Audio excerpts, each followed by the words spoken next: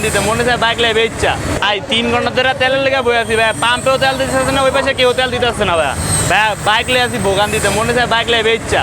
আর কি কইতাম ভাই, দুঃখের কথা। এখানে হচ্ছে আমি আজকে দুপুর 2টায় আসছি জুমার পরে এসে হচ্ছে আপনার এখানে ওয়েটিংয়ে ছিলাম, আর হচ্ছে আপনার 200 টাকা তেল দিচ্ছে মাত্র।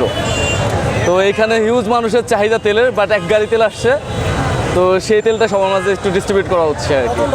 3টা পেট্রোল পাম্পে ঘুরছি, দুপুর 12টা থেকে ঘুরতেছি। যদিও এখানের একটা হোটেলে দুপুরে লাঞ্চ করছি, এখন পর্যন্ত তেল পাচ্ছি না। এখন একটা স্টেশনে আসছি, সেখানে নাকি তাও 200 টাকার তেল দিবে। 2 ঘন্টা যাবত সিরিয়ালে দাঁড়িয়ে থেকে তারপরও তেল পাওয়া যায় না। এইমাত্র গাড়ি আসছে, তেল দিয়ে গেছে, তাও আবার অকটেন পাই না, পেট্রোল দিচ্ছে। অকটেন ছিল, তবে অকটেন নিতে পারি না সিরিয়ালের জ্যামের কারণে। 200 টাকার তেল নিচ্ছে, 200 টাকার বেশি তেল দেয় না। আমরা ভোলা চরবসন থেকে এখানে আসছি তেলের জন্য মূলত। এখন ভোলা মূলত 3 থেকে 4টা পাম্প আছে।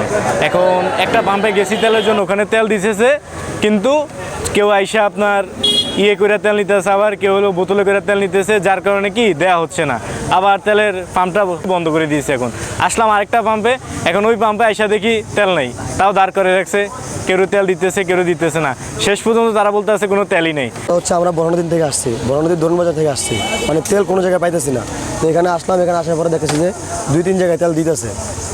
8-10 টাকার তেল দিছে। 8-10 টাকার তেল দেওয়ার পরে ওনাদের ইচ্ছা মতন তেল দিতেছে।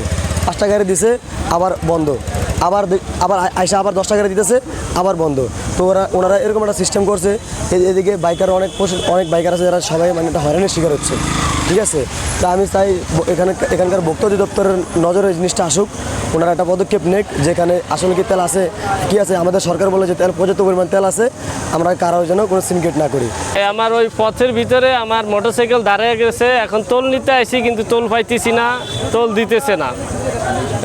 এই অনেক সময় ধরে দাঁড়িয়ে রয়েছি, তোল পাইতেছি না। প্রতিদিনই আসি তেল নিতে, পাই না তেল। পাম্পে পর্যাপ্ত পরিমাণ তেল আছে, 200 টাকার বেশি তেল দেয় না। আমরা ঘুরতে পারি না, কোথাও যেতে পারি না। ঈদের ছুটি, তাও কোথাও যেতে পারি না। ঈদের পরে তো আমরা তেলই পাই না কোনো।